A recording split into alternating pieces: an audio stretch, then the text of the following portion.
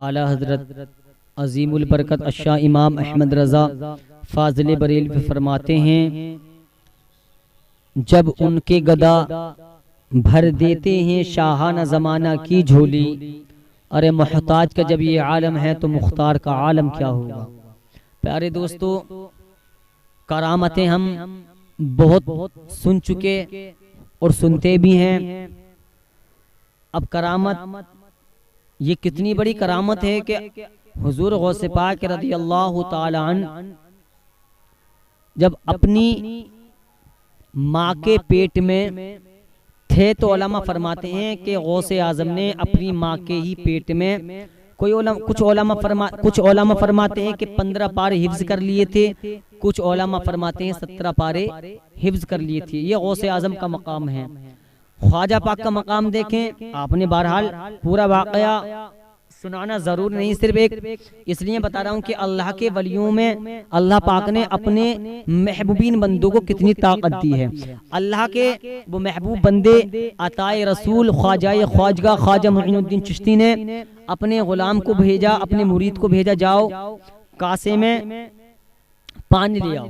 तो वो गया था ना, कहा तो ख्वाजा पाक ने भेजा है और पूरा अना सागर कासे में समा गया है। हुजूर मखदूम सिमना रज़ियल्लाहु ताला की आप करामत देखें।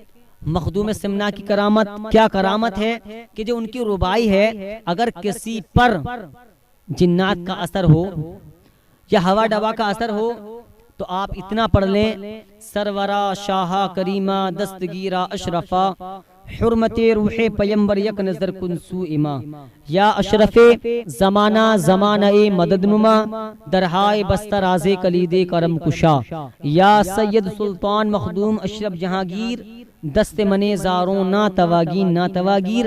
आप ये अगर किसी ऐसे बंदे पर अगर जिस पर असरात हो अगर पढ़कर फूंक दें तो इंशाअल्लाह ताला जिन भागता हुआ नजर आएगा। ये अल्लाह के वलियों की करामतें हैं, उनकी पावर हैं और अल्लाह की अता से उन पर इल्म है और अल्लाह की अता से उनके पास ताकत कुव्वत है। अब एक नाम और आ रहा है मेरे जहन में, जिनका नाम है कुतुब शाह गोरी।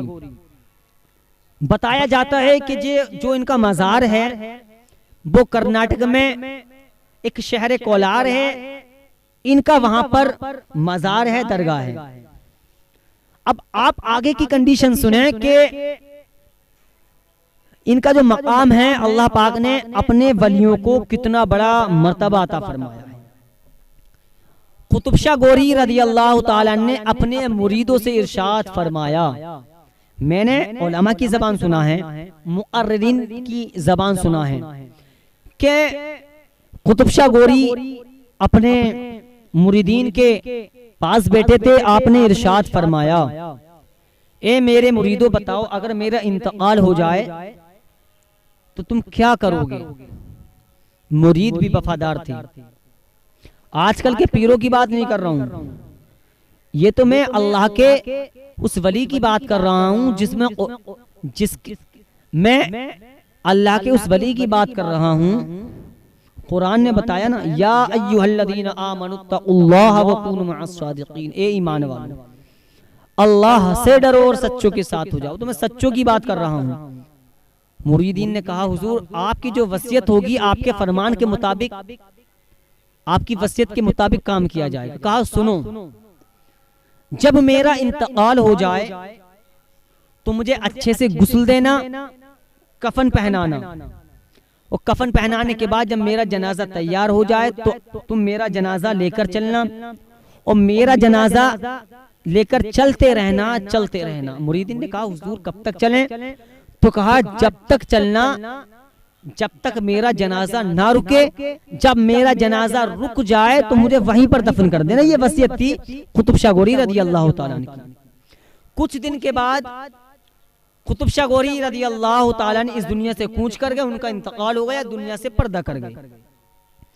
कुतुब शाह गोरी के मुरीदीन ने आपके वसीयत के मुताबिक, आपके फरमान के मुताबिक आपको गुस्ल दिया, आपको कफन पहनाया, खुशबू लगाई और आपका जनाजा बिल्कुल तैयार कर लिया। जब जनाजा तैयार हुआ तो आपके मुरीदीन ने आपके वसीयत के मुताबिक जनाजा उठाया और आप चलते रहे। जनाजा चलता रहा, सुबह से शाम हो गई लेकिन जनाजा नहीं रुका।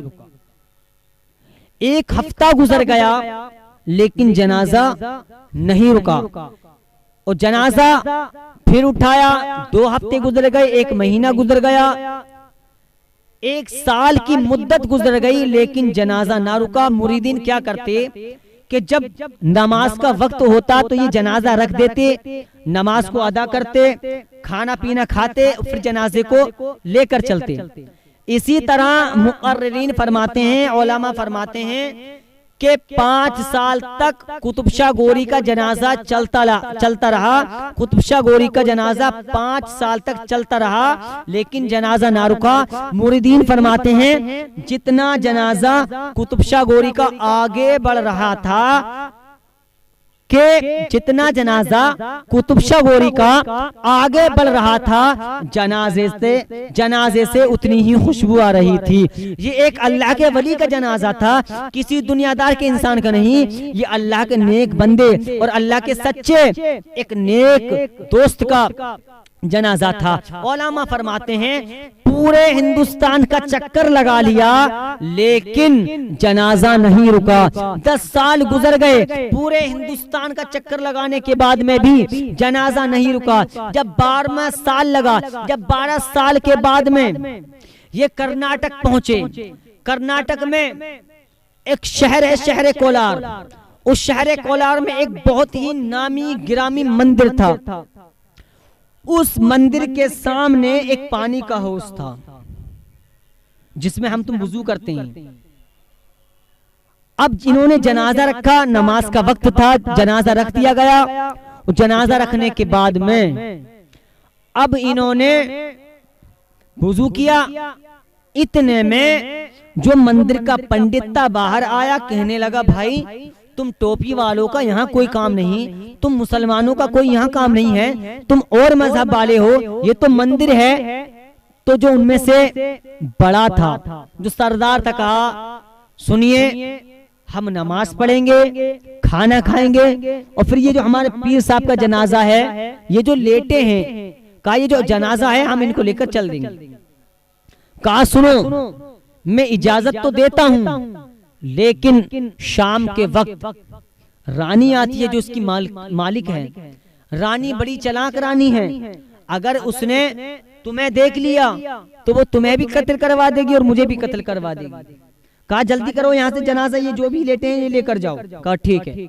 आपके मुरीदीन ने नमाज पढ़ी और नमाज पढ़ने के बाद में खाना खाया, फिर जनाजा उठाया। अब जनाजा उठाने की दूसरी बात मैंने मुक़र्रिरीन के ज़बान सुना है, उलमा फरमाते हैं कि उठाने की तो दूर की बात, जनाजा हिला तक नहीं, जनाजा हिला तक नहीं। अल्लाहु अकबर। जब जनाजा ना हिला फिर पंडित आया, कहने लगा भाई इनको उठाओ, रानी आने का वक्त हो चुका है। यहाँ तक के वो वक्त भी आ गया जिस वक्त रानी का आने का टाइम था। रानी आई, बुलंद आवाज से पुकारा कहाँ है पंडित जी। पंडित जी को बुलाया गया। बुलाने के बाद में कहा पंडित जी ये क्या करा रहे हो। कहा क्या हुआ। कहा ये तो टोपी वाले हैं, ये मुसलमान हैं, ये क्या करा रहे हो। कहा रानी ये जो लेटे हैं ये हिल तक नहीं रहे। कहा हिल तक नहीं रहे। रानी ने कहा जाओ जनाजा उठाओ और फेंक दो। वो भी अल्लाह के वली को हल्के में ले रही थी। रमजान में सुनने वालों कान खोलकर सुनो, अल्लाह के वली का जनाजा था। जब उसके गुलाम आए तो उठाने के दूर की बात हिला तक नहीं। जब जनाजा नहीं हिला तो उसने अपने गुलामों को हुक्म दिया जाओ 2 हाथियों को मंगाया जाए। हाथी मंगाए गए। एक जंजीर का कोना हाथियों के पैर में बांध दिया गया, एक जंजीर का कोना मसेरी से जनाजे से बांध दिया गया। अब गुलाम को उस रानी ने हुक्म दिया कि अब हाथियों को हाँको। तो उलमा फरमाते हैं, मुक़र्रिरीन फरमाते हैं, जैसे ही हाथियों को हाँका गया, अल्लाह की कसम, जैसे ही हाथियों को, अल्लाह की कसम, जैसे ही हाथियों को हाँका गया, जंजीर बीच में से टूट गई लेकिन जनाजा तक नहीं हिला। अल्लाहु समद। अब रानी परेशान हो गई, रानी बिल्कुल परेशान हो गई। जो उनमें से बड़ा था वो कहने लगा रानी सुनो, हमारे पीर पीर साहब का ये फरमान था, हमारे पीर साहब की ये वसीयत थी कि मेरा जनाजा जहाँ रुक जाए वहीं दफन कर देना। अब ये जनाजा, अब इनका जो जनाजा है इसी मंदिर में दफन कर दिया जाएगा, ये यहीं दफन होंगे। तो रानी बोली ये कौन है? कहा ये अल्लाह के नेक बंदे हैं। रानी को फिर क्या था, ईमान की दौलत जाग गई, उसके दिल में ईमान की मोहब्बत जाग गई और वो बुलंद आवाज से कहने लगी, अरे जब दुनिया के एक मामूली अदना से एक गुलाम का ये आलम है तो मदीने वाले मुस्तफा का आलम क्या होगा। उसने कहा मुझको हाथ बढ़ाओ, कलमा पढ़ाओ। रानी ने पढ़ लिया, अशहदु अल्ला इलाहा इल्लल्लाहु व अशहदु अन्ना मुहम्मदन अब्दुहु व रसूलुहु, और दाखिल इस्लाम हो गई। और कहा तुम्हारा जहां दिल करे इनको दफन कर दो। आज भी तुम कर्नाटक के अंदर जाकर देख लो, शहर कोलार